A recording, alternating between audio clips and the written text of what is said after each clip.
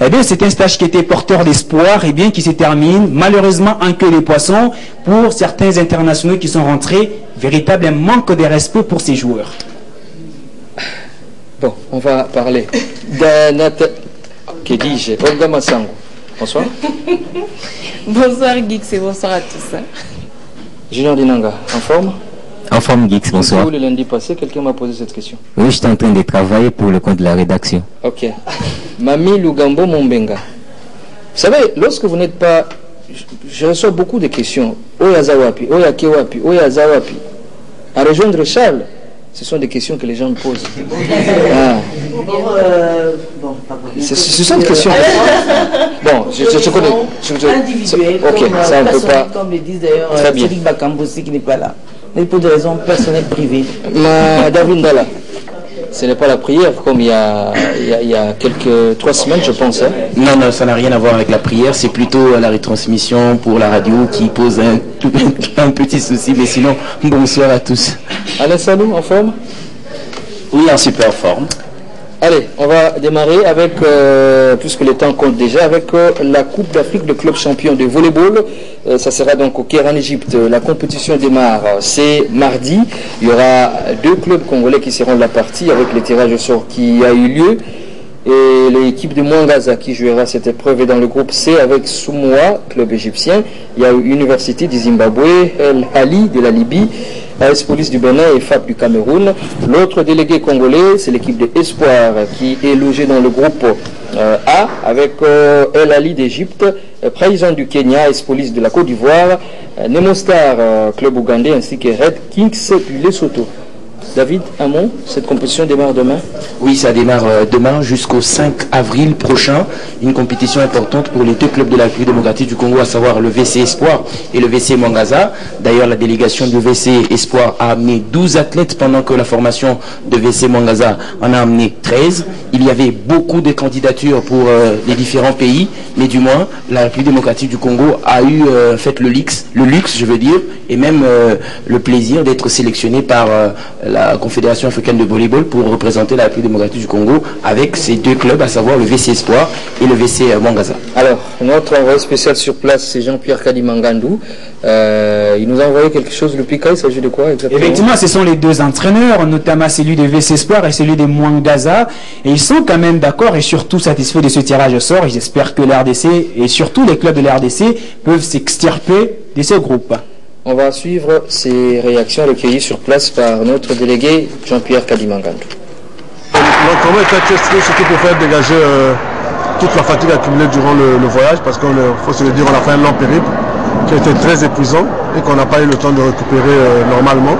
La preuve, tout le monde s'est réveillé difficilement aujourd'hui.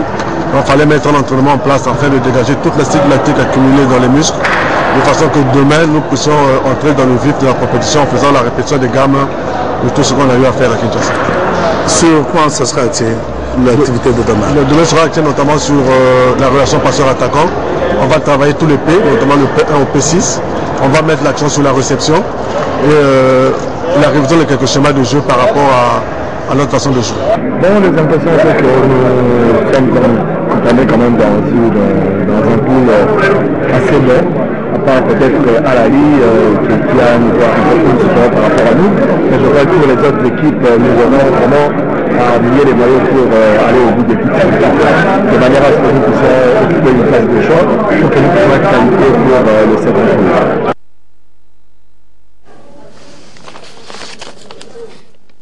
Voilà, on attaque avec autre chose, c'est le comment on appelle ça? Le paravolet, donc le volet assis. Alors, il y a une situation, je dirais, de crise au sein de cette entité. Qu'est-ce qui se passe exactement? Nous sommes à la veille d'une grande compétition, mais il y a des choses qui ne tiennent pas debout. C'est quoi exactement? Du 27 au 5 avril prochain, du 27 mars au 5 avril, Jeju, c'est une ville sud-coréenne qui doit abriter les barrages de la Coupe du Monde de la spécialité qui devra avoir lieu au mois de juillet 2018 aux Pays-Bas. Et la délégation de la République démocratique du Congo doit en fait se déplacer pour se rendre sur place. Mais malheureusement, elle tarde encore ici à Kinshasa, lieu de transit en provenance de Lubumbashi, après 2 mois d'intenses travaux bravo avec le sélectionneur rwandais que l'on a fait venir à Lubumbashi pour aider la sélection de la République démocratique du Congo. Malheureusement, cette formation, cette délégation qui a été appelée par le ministère du Sport sur place pour venir, en fait, un petit rien en termes de réglage, mais on se rend compte que cette délégation tarde encore ici à Kinshasa. Alain, il y a aussi une situation similaire dans une autre compétition. Tout à fait, parce que du 2 au 9 avril très prochain, il y aura la deuxième édition de la Coupe du Congo de volleyball pratiquée par des personnes vivant avec handicap, qu'on appelle plutôt du basketball sur fauteuil roulant. Dans tous les cas, vous allez vous rendre compte que c'est du sport adapté, comme le terme le dit. Ça se pratique moyennant de l'assistance des matériels. Et il s'est fait que certains de ces matériels-là vous coûtent excessivement cher. Là, vous avez du fauteuil sur fauteuil roulant pratiqué par les handi basket. Ça vous coûte pas moins des 2000 $. Et nous avons aussi en athlétisme, là vous avez le matériel pour la course, les 100 mètres. Vous avez aussi des protèges. C'est un peu comme l'athlète sud-africain, c'est qu'il porte l'équivalent de 6 000 €. Vous vous rendez compte? Donc ces personnes ont besoin de l'assistance du pouvoir public, du gouvernement, des organisations internationales. À ce jour, seule la Croix-Rouge internationale assiste en amont les CNP RDC, c'est-à-dire le Comité national paralympique de la République démocratique du Congo, qui compte à ce jour seulement 134 athlètes qui vous pratiquent du basketball sur fauteuil roulant sur l'ensemble du pays. Il suffit de compter le nombre de personnes vivant avec handicap. Donc il y a un sérieux souci en termes de matériel et de l'assistance. Donc l'occasion d'en appeler au gouvernement, aux organisations internationales, de pouvoir porter un regard sur ces personnes qui ont droit à l'inclusion sociale.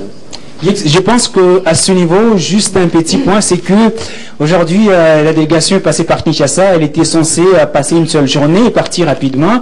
Et soi-disant, l'appel du ministre qui a fait à ce que ces gens puissent venir à Kinshasa. Vous savez, les latins disent toujours verba volente scripta moment. Ça signifie les paroles s'envolent, les écrits restent. On ne peut pas se fier à l'appel du ministre pour dire on arrive, il n'y a aucun document.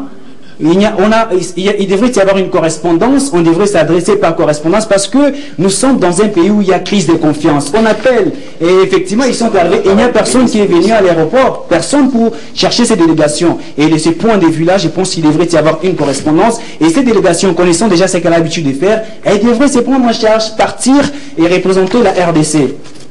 Allez, on va suivre un extrait de Amédée Chapenda, voilà, vice-président de la Fédération nationale de personnes vivant avec handicap.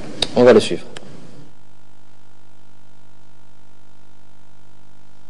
Le ministère du Sport qui nous a demandé de nous déplacer jusqu'ici à Kinshasa afin de réaliser les derniers réglages des formalités pour que nous puissions y aller.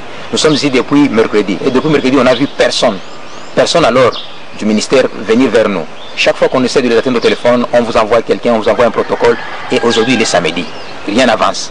Nous sommes arrivés ici dans nos propres frais, nous nous sommes pris en charge jusqu'à aujourd'hui. Aucun rang nous n'avons reçu du gouvernement et il y a toujours cette cacophonie entre la FECOVA, la FECOVO et nous voyons même sur notre autre émission, il y a un délégué de la FEVOCO qui est au-dessus de nous.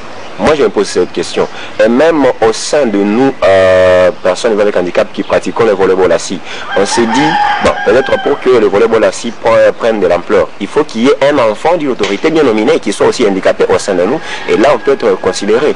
En tout cas, je suis déçu. Nous allons poursuivre très rapidement.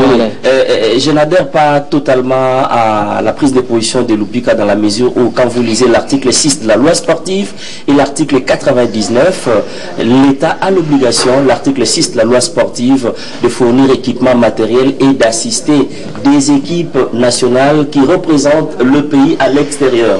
Alors, vu la situation de ces personnes vivant avec handicap, vu la situation de marginalisation, en tout cas, elles ne méritent pas ça. Un peu d'égard vis-à-vis de cette catégorie défavorisée. Voilà, on va ouvrir la page Vodacom Première Ligue, Ligue 1, je crois c'est ça, c'est le champion national qui a démarré avec l'étape de play-off depuis le mercredi dernier. Il y a eu avant dimanche 6 rencontres et hier 3 autres rencontres ont eu lieu. Vous verrez tout à l'heure les images de ces 3 matchs. La bonne performance de Darin Clémenté Mapembe à Bounia devant l'équipe de Montbleu, 2-0. La victoire de Don Bosco sur Dragon, 2-1. Et Magné Maïgnon qui s'est imposé à Kinshasa 3-2. Première question, ce sont les équipes qui n'ont pas bien bondi en Coupe de la CAF, qui ont su saisir leur chance pour cette entame du play-off. Ouais, c'est une très bonne chose, surtout pour le Daring Club Motema Pembe, avec tout ce qu'on a élucidé dans nos précédentes émissions. Il y avait des problèmes au sein du Daring Club Motema Pembe, mais là, ils ont très bien réagi. La victoire face à une formation des Monts Bleus, il faut seulement voir la rencontre s'est déroulée, et puis la pelouse, et je crois la réalisation est partie un peu vite là. Donc, effectivement, c'est mieux qu'on puisse revenir sur le DSMP qui a eu à battre le FC Mont Bleu, et le fait marquant de ce match, c'est quand même ce buteur Ricky Toulengi, l'organisateur du système des jeux du Daring Club Motema Pembe, qui revient en force pour permettre à la formation de DSMP de s'imposer avec ce doublé. Geeks, c'est très important, c'est que Ricky Toulengi a eu à faire, et surtout la manière dont le DSMP vient de rebondir après avoir échappé après avoir se faire éliminer au niveau de la Coupe de la Confédération. Maintenant, à ce niveau, il y a une matière très importante, c'est que regardez l'état dans lequel ce match s'est joué. La qualité de la pelouse. Est-ce que là, il faut même parler de la pelouse? Je ne sais pas s'il y a des collines ou des montagnes. Donc, regardez les conditions dans lesquelles, effectivement, non, la surface des jeux. Là, il n'y a même pas l'air des jeux. Ça, c'est la surface des jeux. C'est déplorable. On veut qu'on puisse évoluer dans un championnat professionnel, mais là, ce n'est pas du tout professionnel. Il y a une matière. Vous savez que la CAF a besoin de rivaliser, a besoin de valoriser la licence CAF. Et c'est une matière qu'on doit déjà, qui doit être avancée ici en RDC. Et à ce niveau, est-ce qu'on peut octroyer une licence CAF à une équipe comme celle du FC Mont Bleu? Parce que quand on veut que ce championnat soit professionnel, les installations sportives doivent également suivre. À ce niveau, si on estime que à Bunia, les conditions sont tout simplement chaotiques, on peut déplacer les matchs de Mont Bleu qui peuvent se jouer à Kindu. Là où nous avons un stade Joseph Kabila Kabangi qui répond aux normes, parce que là, ce sera faire souffrir des clubs comme Vida, Mazembe, DSMP, Lupopo, qui ne sont plus habitués d'évoluer dans des conditions. On se dit, mais nous, on est au 19e siècle, quoi. Geeks, j'aimerais revenir sur un fait très important qu'invoquait Patrick Lupika, l'aspect lié à la licence CAF. Moi, j'aimerais réfléchir sur l'octroi de cette licence. Je me dis au jour d'aujourd'hui ici en RDC, on a connu une certaine tricherie, parce que ce qui s'est passé ici, en tout cas, la logique voudrait que, je crois, les clubs de la République démocratique du Congo qui représentent la RDC aux interclubs de la CAF ne puissent pas bénéficier de cette licence en dehors de tout puissant Mazembe. Pourquoi? Parce que la condition sine qua non, c'est il faudrait avoir des infrastructures, c'est-à-dire les stades, le centre, mais vous savez, quand je parle de la tricherie, ça se résume dans la mesure où on a présenté pour l'ASV Club le stade de Marty comme étant le stade de l'ASV Club. C'est là où moi j'ai dit qu'il y a une tricherie dans le chef des gens qui représentent la commission de l'octroi des licences CAF ici en République démocratique du Congo. Et ça ne peut pas passer, parce que ce n'est pas normal, c'est pas logique. Ok, je voudrais nous puissions revenir un peu sur le terrain avec la Dina Foot. On l'a parlé tout à l'heure par rapport à plutôt Daring Club Motema Pembe ainsi que Maniema Union qui sur l'Afrique, au niveau de l'Afrique, ont été éliminés, mais ce sont des équipes qui ont bien bondi avec un côté Daring Club Motema Pembe, Ricky Toulengi, beaucoup critiqué, qui a répondu les week-ends derniers sur terrain. Oui, lui il s'est comporté en Mozart la saison dernière avec le Daring Club Motema Pembe, mais depuis sa blessure au mois de juillet, ça complètement, parce que moi j'ai cassé le rythme, et donc il y a eu une cassure, il est revenu, mais on ne lui a pas donné en fait les clés, on ne lui a pas donné un schéma tactique qui pouvait lui permettre d'être le dépositeur du jeu de cette formation d'un club Motema Pembe. J'ai aimé une chose, c'est le fait qu'il est allé, après son but, à embrasser l'entraîneur, Otis Ngoma. C'est un match dans un autre match, c'est très important, c'est un fait présence du gouverneur. Parce qu'on parle de cette cassure dans le vestiaire, mais c'est quand même important quand il marque un but décisif comme ça et qu'il va aller embrasser son entraîneur. Je trouve que c'est important. Il marque un doublé, ça lui permet de se remettre en confiance pour la bonne dynamique de la formation du Daring Club Motema Pembe. Si vous permettez, puisque vous avez parlé de Maniema Union dans la question, je trouve que c'est important parce que l'équipe a été éliminé. On s'attendait et on se posait d'ailleurs des questions, comment les éliminés vont rebondir dans le championnat. Mais contre toute attente, Maniema Union vient jouer à Kinshasa comme si c'était au stade Joseph Kabila Kabangé. On encaisse à la 11e minute, on rebondit à la 27e, on marque un deuxième but à la 45e, et puis on se fait rejoindre au score à la 48e avant de marquer les derniers buts déjà dans les Fergie Time. Moi je me dis sincèrement, cette équipe a de la ressource mentale et c'est une équipe qu'il faudra en tout cas regarder de plus près au regard de ce qu'elle nous produit sur le terrain. Massango? Je crois que je vais aborder dans le même sens que David Ndala concernant la formation de Maniema Union. Moi, c'est une équipe qui m'a surprise agréablement après sa prestation sur le continent africain. On ne peut pas oublier que c'est une équipe qui s'est fait éliminer sans perdre lors de la dernière étape de la Coupe de la Confédération. Alors, au championnat de la Vodacom Ligue 1, c'est une équipe qui était très attendue. On est sans ignorer que les équipes qui proviennent de la partie est du pays ont généralement du mal à s'en sortir au niveau à l'étape des playoffs, et que Maniema Union commence comme ça avec notamment des victoires en dehors de son fief, ça c'est une sonnette d'alarme que l'équipe vient de lancer là pour toutes les formations qui prennent part à cette étape des playoffs, parce que si une équipe de l'Est vient s'imposer à Kinshasa, elle peut le faire à Mbujimayi, elle peut le faire à Lubumbashi et pourquoi pas chez elle. Julien, un mot à ajouter par rapport à... Oui, je voulais d'abord saluer la victoire de Maniema Union, mais je me dis aujourd'hui, quand j'ai suivi le match, il y a eu un sérieux problème. J'ai pourrais même coter l'arbitre en dessous de la moyenne, parce que moi je trouve que l'arbitre n'a pas été à la hauteur de la rencontre. C'est vrai que Maniema Union a imposé un rythme. Vous savez que Maniema Union a un vent en poupe, comme on le dit, parce qu'elle vient d'être éliminée de la compétition sans avoir perdu ne serait-ce qu'un match.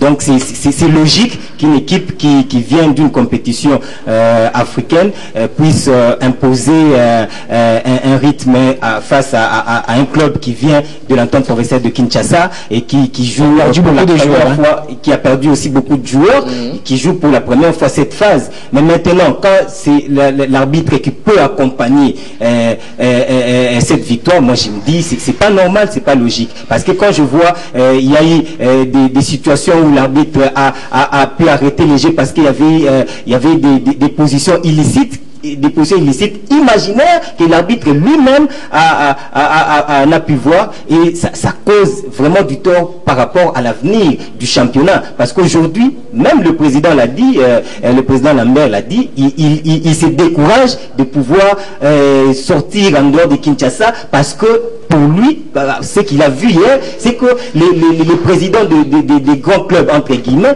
vont toujours influencer les arbitres, et ça ne permet pas une très bonne suite pour cette compétition. Mais l'arbitre hier, il n'a pas été si moindre que ça, il n'a pas été si médiocre, Junior.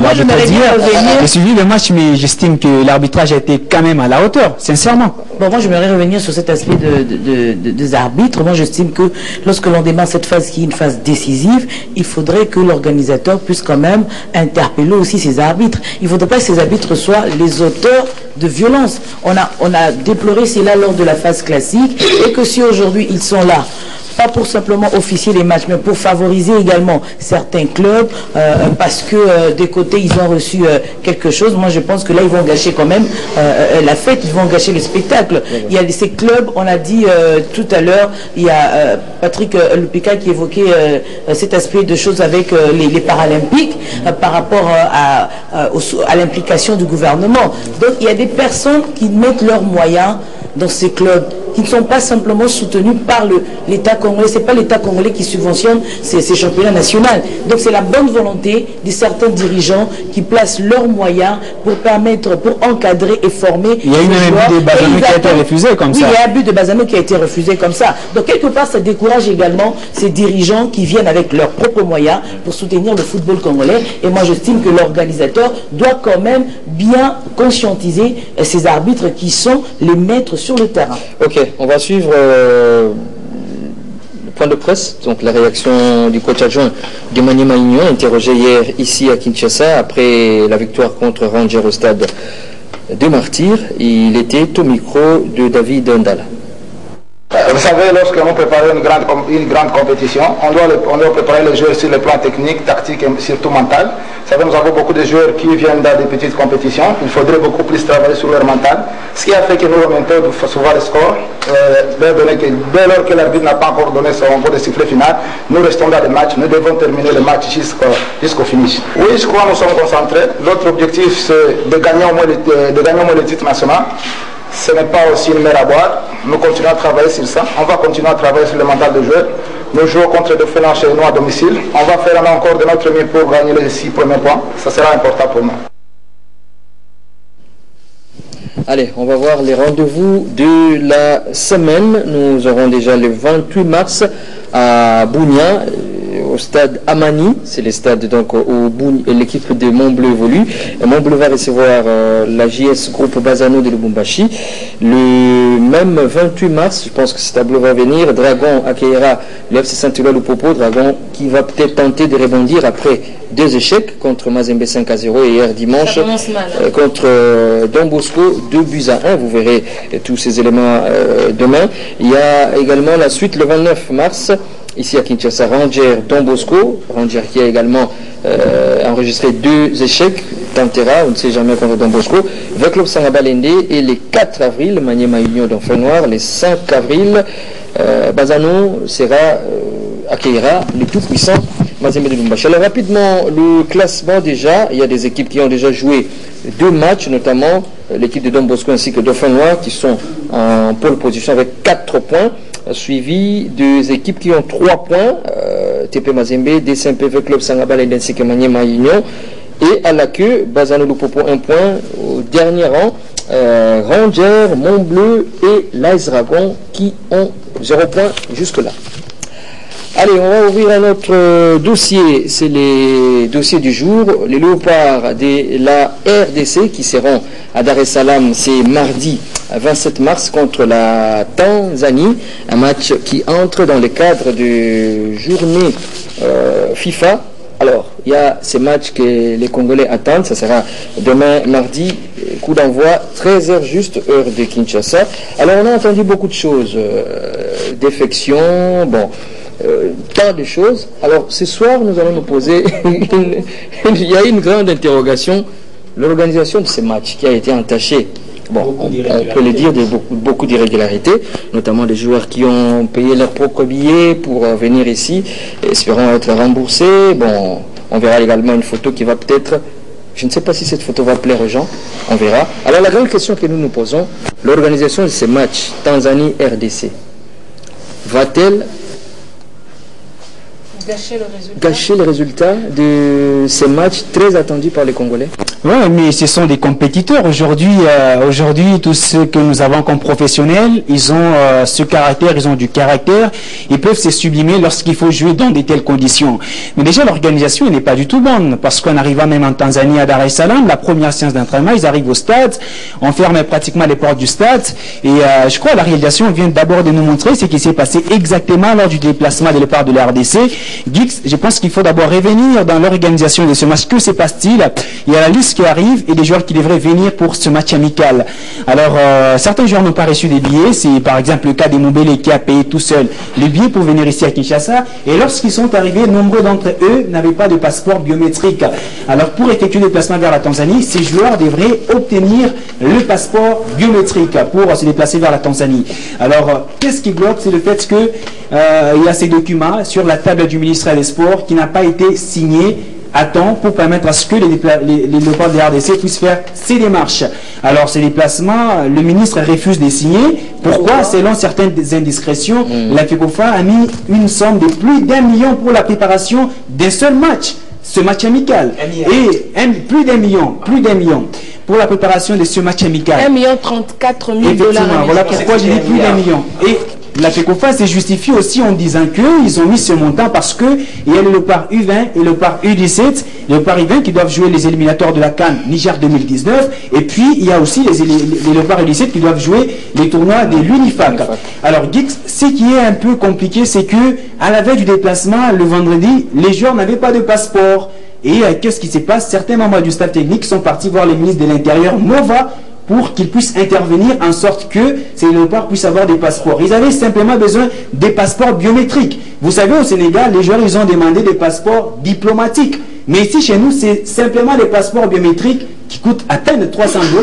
Et ça doit poser autant de problèmes. Alors, quand il se déplace, la fédération, c'est comme ça que moi, je suis en train d'abord à ce niveau de condamner le ministère des Sports pour n'avoir pas signé. Parce que là, on nous cite le montant d'1 million. Et d'une part aussi la fédération. Parce que ce qui est vrai, c'est que même quand l'argent ne sort pas au moment, et ça peut sortir même après, la fédération engage toujours ses moyens et après, on va restituer au niveau de la fédération et on va faire un très long vol de 19 heures aux joueurs. Il y avait une possibilité, la FECOFA pouvait affréter un vol à partir de Kinshasa, on arrive en Tanzanie, lorsque l'argent va sortir, ils vont retourner ça dans les caisses de la Fédération congolaise de footballisation, chose qui ne s'est pas faite. Je crois avec la radiation, on va voir ce qui s'est passé à Nairobi, il faut passer 4 heures du temps.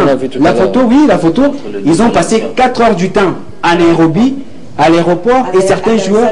Oui, à Nairobi, à Addis Abeba, oui, parce que il devait attendre justement une autre liaison pour quitter Addis Abeba à 0 heure.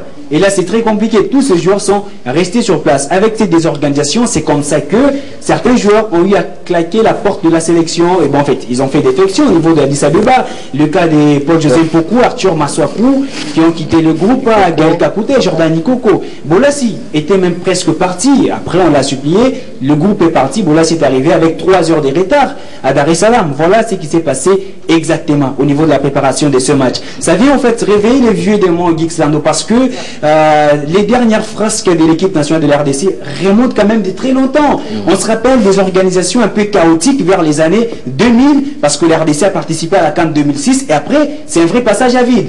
2008, la RDC n'était pas présente au Ghana. 2010, la RDC a manqué à la CAN. Angola 2010, elle n'était pas de la partie. Et alors, je pense qu'à ce niveau, on doit chercher à améliorer de plus en plus les conditions. Marcel Tisserand réagit, lui ne fait pas partie de ce déplacement. Tisserand réagit, il dit, tout ce que nous voulons, c'est une bonne organisation. C'est simple, la bonne organisation pour ces professionnels, parce que quand ils sont en Europe là, ils ne passent pas nuit sous la belle étoile. Tous ces professionnels, Limpopo et ces autres, ils ne passent pas nuit à l'extérieur, ils ne passent pas nuit sous la belle étoile. Alors quand ils viennent ici, on doit ne plus qu'à respecter ces gens-là, on doit les mettre dans des meilleures conditions. Pourquoi refuser signer un tel document? 1 million. La FECOFA en a fait des trop, ça c'est sûr et certain. C'est quand même beaucoup d'argent. Et le ministre 1 million, c'est l'argent du contribuable congolais. Il faut d'abord sortir l'argent, on va se justifier après, en sorte que les déplacements, les joueurs puissent effectuer des déplacements dans de meilleures conditions. Voilà ce qui s'est passé concrètement. Olga, on a entendu tout ce que Lupik a déploré. Nous allons tout droit vers quelque chose de raté. Il y a un sérieux problème, on ne veut pas en parler ici. Il y a un sérieux problème et au sein des Léopards, au niveau de la FECOFA, au niveau du ministère. Ça ne marche pas entre les trois. Au niveau de l'équipe nationale, c'est vrai, on aura d'ailleurs à en parler ici. Le staff technique des Léopards de la RDC est fin contrat. C'est vrai que la Fédération congolaise de football association a eu à le dire dans les médias qu'elle renouvelait sa confiance dans ce staff technique dirigé par Florent Ibenge. Mais aujourd'hui, on ne peut pas parler d'un staff qui a été reconduit. Donc Florent Ibenge, pour l'instant, évolue dans l'anarchie et lui et tout son staff avec Mouni Zahira, donc il est là parce que bon, c'est le pays, il faut le faire parce que si c'était un certain Claude Leroy, il serait déjà parti, il ne pouvait même pas rester pour ce match amical. Et concernant l'organisation du match amical, tout commence déjà par l'organisation au niveau de la FECOFA. Un match amical qui est déjà connu, les dates FIFA sont déjà connues de 2-3 mois déjà auparavant. La FECOFA avec la RDC devait jouer un match contre la Tanzanie, un autre c'était contre le Nigeria, malheureusement un match qui a été annulé. Alors, il fallait déjà se préparer. Comment on peut arriver au point tel que un Shadrach Akolo pour arriver à Kinshasa, il se sent obligé de payer son billet parce qu'il doit se faire, rembourser à Kinshasa. Pourquoi? L'organisation directement à partir de là. L'ordre d'émission, parce que c'est de ça qu'il s'agit aujourd'hui, une ordre d'émission qui est présentée au ministère des Sports, une ordre d'émission avec un montant qui pousse tout le monde à se poser des questions.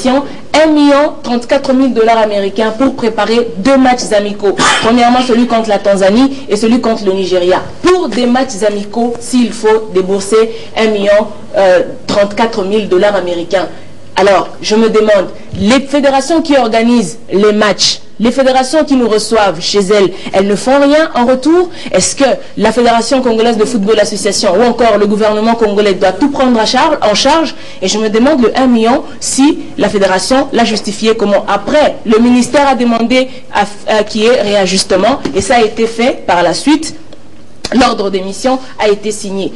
Je viens de voir les images que Patrick Lupika nous a proposées ici de l'aéroport Geeksland. Rappelez-vous la dernière fois qu'on a eu des images avec des léopards de la RDC à l'aéroport parce qu'il n'y avait pas, le vol devait arriver, la correspondance devait arriver plus tard. Ça remonte de 2011 ou 12 si je ne m'abuse. Je me rappelle, c'était avec Papi Alikumba Kisaka. Il avait d'ailleurs effectué le déplacement avec les léopards de la RDC. Il dit, on a joué le match est terminé, le vol était prévu à 4 h du matin, mais puisqu'on n'avait pas payé les chambres, les joueurs étaient obligés de quitter le stade directement pour l'aéroport, attendre la correspondance de 4 h du matin. Ça remonte de très loin. Alors aujourd'hui, il ne faudrait pas qu'on puisse nous remettre, encore une fois, exactement, il ne faut pas qu'on puisse nous remettre dans ces problèmes parce que on se rappellera que certains binationaux refusaient de revenir au pays parce que il n'y avait pas organisation, ils étaient nombreux à décrier cela. Non, non, non, notre football, c'est pas organisé. On n'a pas un bon projet. Puisqu'aujourd'hui, on a un projet, il y a la Coupe d'Afrique des Nations 2019 à laquelle on veut prendre part. Alors, il faudrait vraiment nous éviter ça, que le ministère des Sports, que la fédération puisse s'organiser pour qu'ils puissent nous éviter ce scénario. Ok, Junior, rapidement par rapport à ces dossiers qui fait mal. Ça fait très mal, c'est regrettable en même temps, parce que quand il faudrait voir ces images où on voit les joueurs assis par terre, ça remonte à l'époque de l'Antiquité. Geeksland aussi, c'est regrettable parce que un ministre ne veut pas signer un ordre d'émission sous prétexte que les montants étaient exorbitants et tout ça. C'est pas faux. Mais bon, ça dépend. En tout cas, je crois que ça dépend puisqu'il y avait eu des rubriques que la FECOFA avait avancé. Ça, vraiment, je l'ai dit, ça dépend. Mais maintenant, moi, je me pose la question de savoir est-ce qu'il y a eu la volonté de pouvoir organiser, de pouvoir accompagner les léopards dans cette démarche. Je me dis non, parce que quand même, Olga évoque ici l'aspect lié au titre de voyage. Mais ce n'est pas la FECOFA qui doit payer les titres de voyage. Ces joueurs-là ont payé leur titre de voyage parce que le ministère n'a pas déboursé de l'argent. C'est ça le problème. C'est ça le problème. Moi, je suis désolé. S'il vous plaît, laissez-moi évoluer. Je suis désolé parce que je pense que les ministres du sport n'accompagnent pas le football congolais. Vous rappelez qu'il a fermé les stades ici avant la phase de play-off.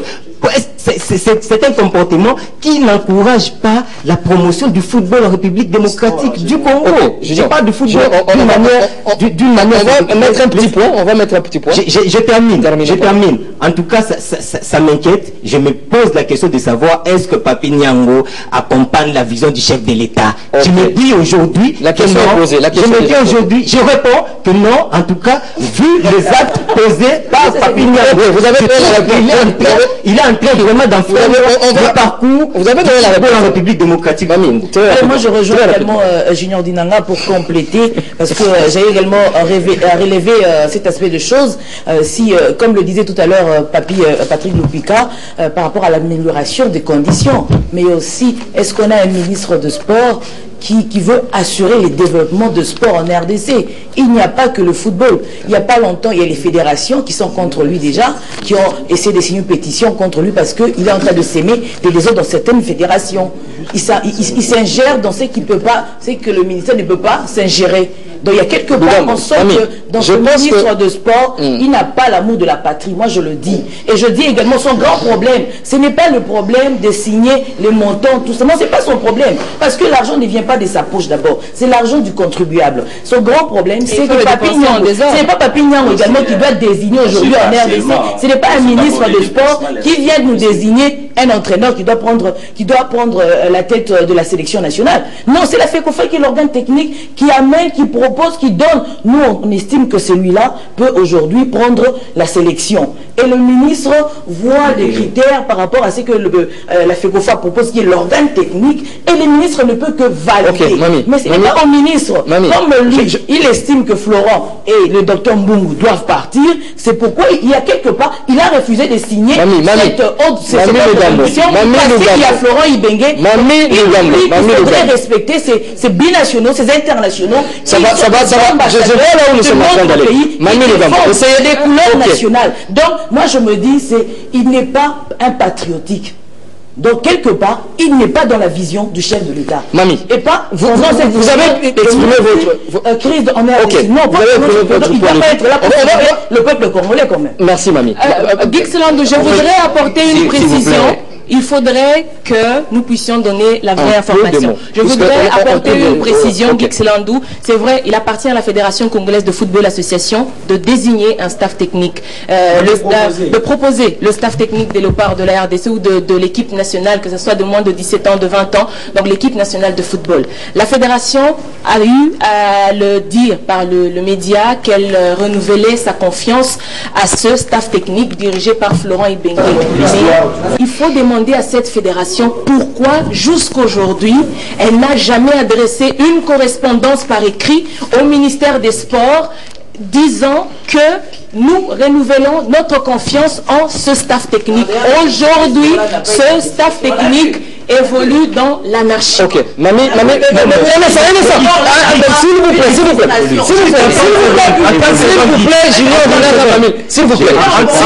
on va donner la parole à les deux qui n'ont pas, on va donner la parole, s'il vous plaît, Julien, s'il vous plaît, on va donner la parole à quelqu'un qui n'a pas reparlé. D'accord. En fait, moi, j'ai compris les inquiétudes des amis, mais il y a une dimension importante que je voudrais soulever. Quand vous regardez l'équipe nationale, c'est plus les binationaux qui se trouvent dans cette formation. Et c'est une politique qui est plus tournée vers l'extérieur. Et quand vous regardez la réponse des binationaux, les binationaux veulent une bonne organisation.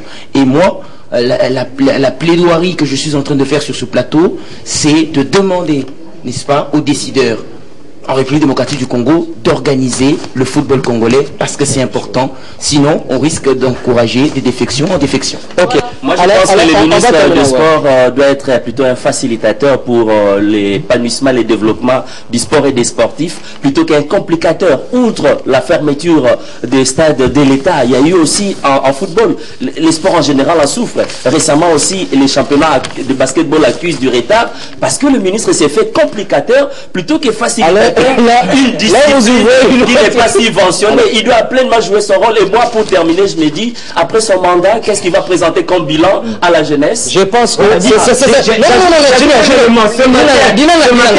plaît, une information, s'il vous plaît. J'ajoute une information très rapidement d'ailleurs. Quelques secondes. Ce matin, le ministre des Sports a envoyé les gens pour aller arrêter les travaux au niveau de terrain de rugby sous prétexte que ces terrains-là n'a pas été validé par le gouvernement congolais, alors que le ministère n'a pas commencé par Papi Nyango. C'est un contrat qui a été signé avec Denis Kambaya. Je pense que ce dossier, nous y reviendrons le lundi prochain, puisqu'il y a le match cette semaine. Peut-être le lundi prochain, on aura suffisamment de temps pour en parler. Je pense que c'est un dossier qui soulève également beaucoup de passions. Nous y reviendrons. Alors, nous recevons ce soir sur ce plateau, on va parler interclub de la Confédération africaine de football. Il y a eu le tirage de la suite de la phase de groupe de la Ligue des Champions, ainsi que les barrages. Les choses ont été tirées au clair la semaine. Je pense qu'on va voir ces premiers tableaux avec la Ligue des Champions. D'abord, nous disons bonsoir à Damien Simbi, qui fait partie du comité qui dirige le TP Mazembe de Lubumbashi. Bonsoir, M. Damien. Bonsoir Geeks, bonsoir toute l'équipe, et j'espère que les esprits se calment de plus en plus, parce que quand on parle Mazembe, il faut être calme. Il y a du calme. Sinon ça ne marche pas. Le plaisir est partagé. On va d'abord découvrir ce tableau avec les amis qui nous suivent. Je pense que le tableau va venir tout à l'heure, les tirages qui a eu lieu la semaine. Voilà, les choses sont très bien claires. C'est le groupe B qui nous intéresse directement avec les TP Mazembe de Lubumbashi, avec une dernière couronne qui remonte en 2015 contre l'USM Alger. Il y a l'entente CETIF d'Algérie qui avait fait très mal et avec le TP Mazembe en 2014. Il y a également le MC Alger de l'Algérie et dernière couronne. Voilà, dernière couronne, ça remonte à très loin, 1976. Et Difa Al-Jadidi, un nom qui a fait mal il y a quelques jours ici à Kinshasa et qui se retrouve dans ce groupe. Vous avez également les 3 autres groupes. Damien Simbi, peut-être une nouvelle à nous annoncer ou une réaction par rapport à ces tirages? Réaction, oui, peut-être pour dire, bon, vous savez, le tirage à ce niveau de la compétition, quels que soient les noms des équipes ou la composition des groupes, il faut prendre les choses au sérieux. Et chez nous, à Mazembe, nous ne minimisons aucune équipe. Nous pensons que c'est un groupe très relevé et Mazembe se prépare en conséquence. Sachez aussi que ces équipes-là se disent, nous avons Mazembe sur notre chemin. Donc, ne soyez pas les premiers à avoir peur, parce que les autres ont également peur.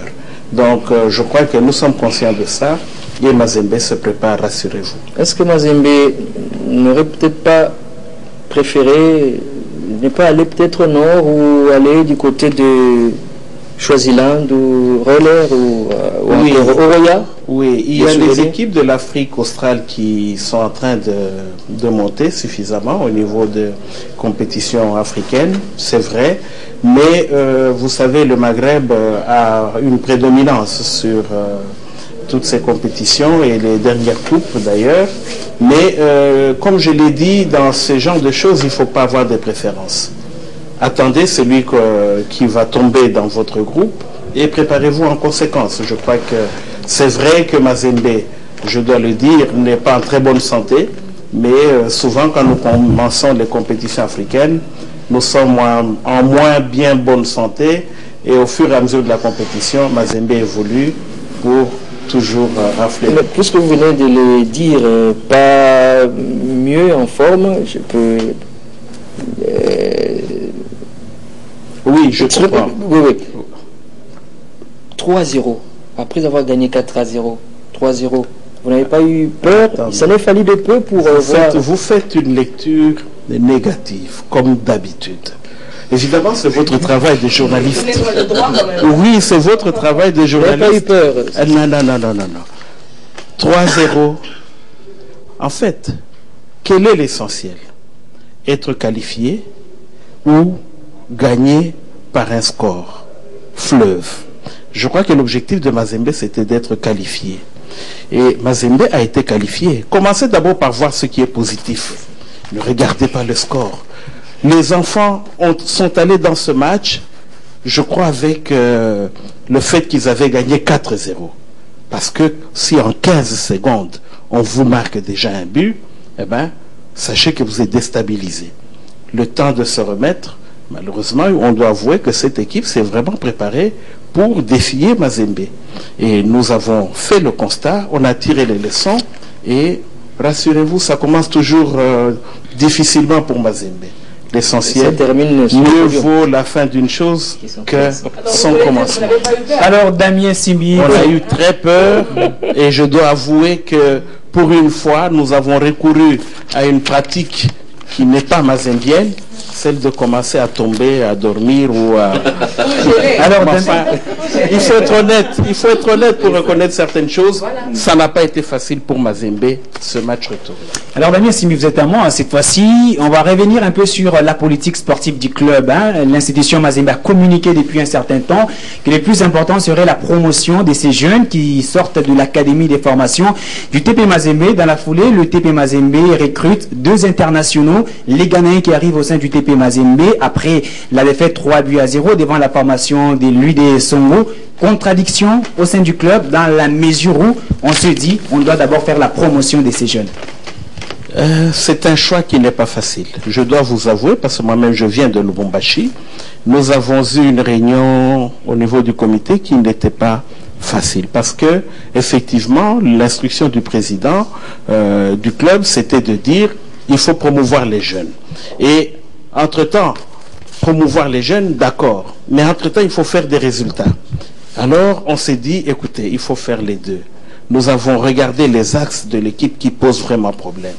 C'est le milieu de terrain, c'est l'attaque. Parce que le jour où Ben n'est pas là, eh ben, c'est catastrophique. Il y a un temps où tout le monde marquait chez Mazembe.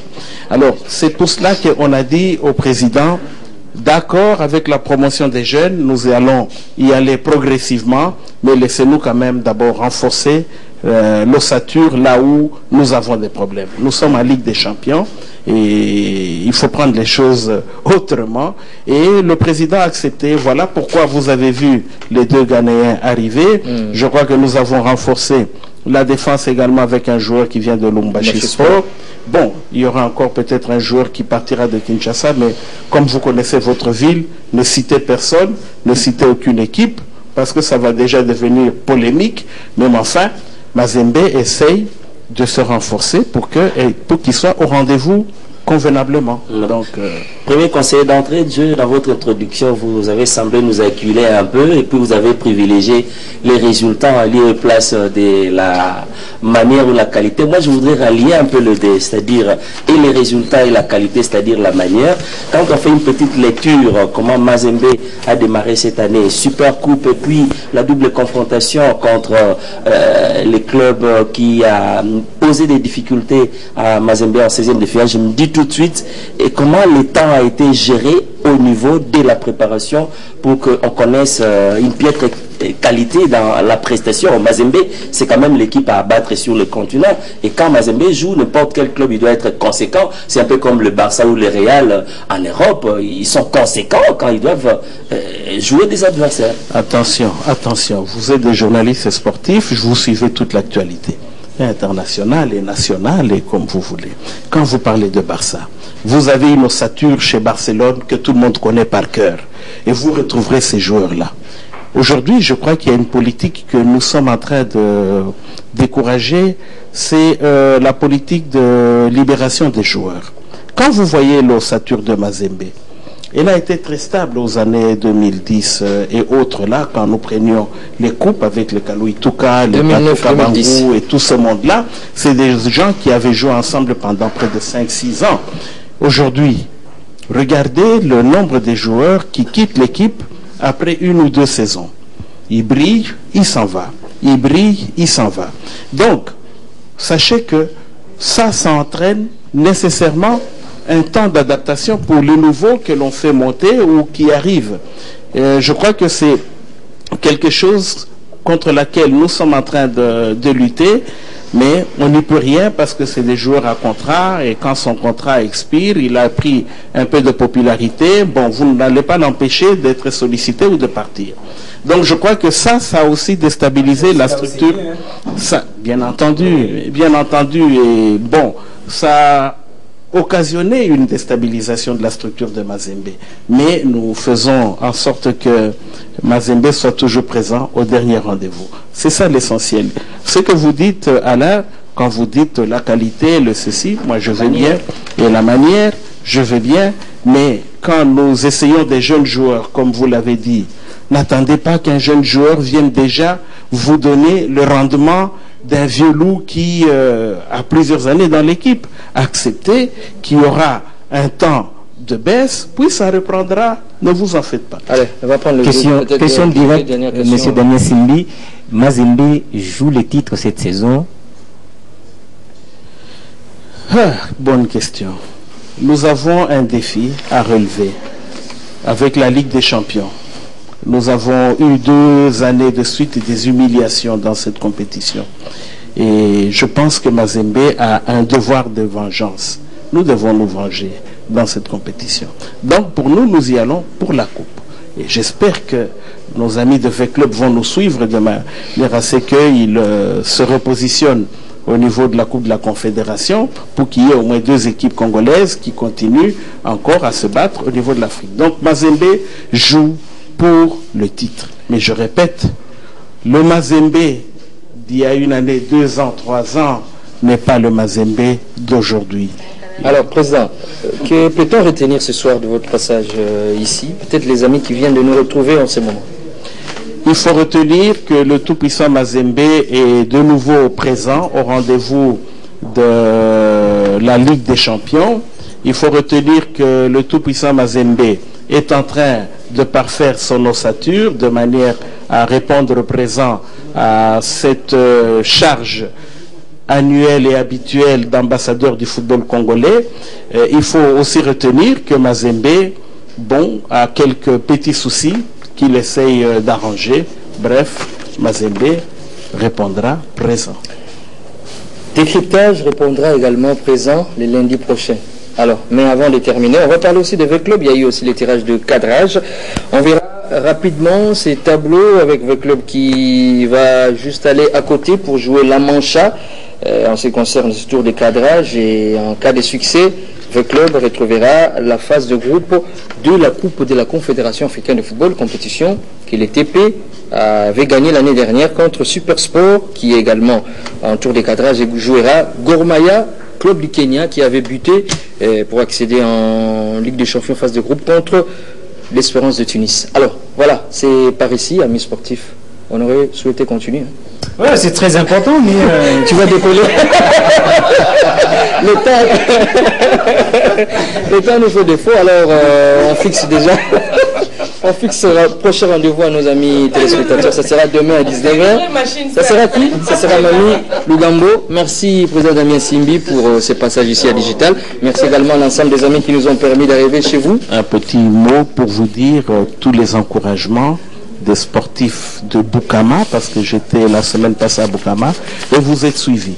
Et après chaque émission, c'est un débat animé qui commence, parce que on semble reconnaître en vous certaines couleurs sportives, mais l'essentiel c'est que le débat est tellement animé que quand vous terminez votre émission, eh ben, ça démarre dans la rue. Tout le monde commence encore à discuter, à prolonger tout ce que vous dites. Voilà, ça sera le cas tout à l'heure. Alors, merci à vous tous et bonne suite de programme sur Digital Congo Télévision. L'histoire de Florent. Il fallait gagner la Coupe d'Afrique Gabon 2017. Il fallait gagner le Chan. Guinée équatoriale. S'il vous plaît. Après, non, Guinée équatoriale. Non, attendez. Guinée équatoriale, quand on a fini 3e, c'est à ce moment-là qu'on a eu un peu une once d'orgueil pour penser gagner la compétition. S'il vous plaît. Je continue. Oui.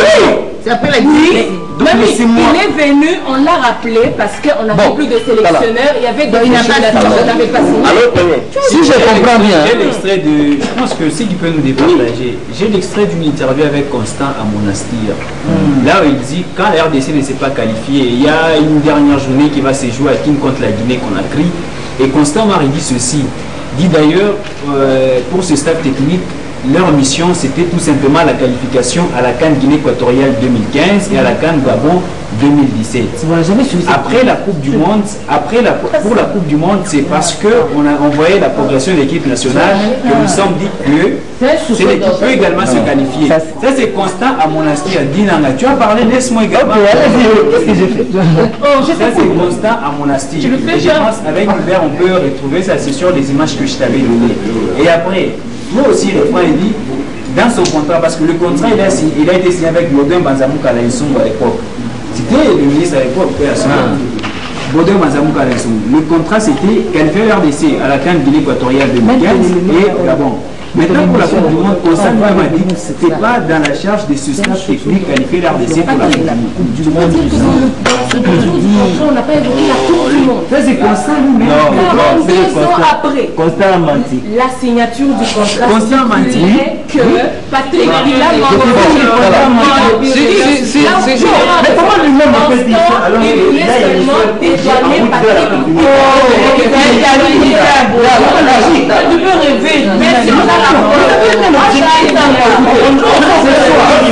Ce soir, à toute une nation des mouris. Oh là là. Mais comment les rêves, oui, mais même quand on a joué la Moi, je me rappelle très bien. La première signature. La première signature, quand Florent a signé, on s'est qualifié à la première canne ici. Quand on a fini troisième, c'était le fait du hasard. Personne ne pouvait s'attendre à ce qu'on puisse se qualifier. Bon. Après, Florent signe un contrat. Le contrat disait ceci. Objectif des Léopards. Qualification 42 ans après à la phase finale de la Coupe du Monde en passant par la Coupe d'Afrique des Nations. C'était ça même la phrase qui était dite lors de la conférence de presse pour la signature du contrat. Je ne sais pas si on peut retrouver l'élément là. Est-ce que ce soir...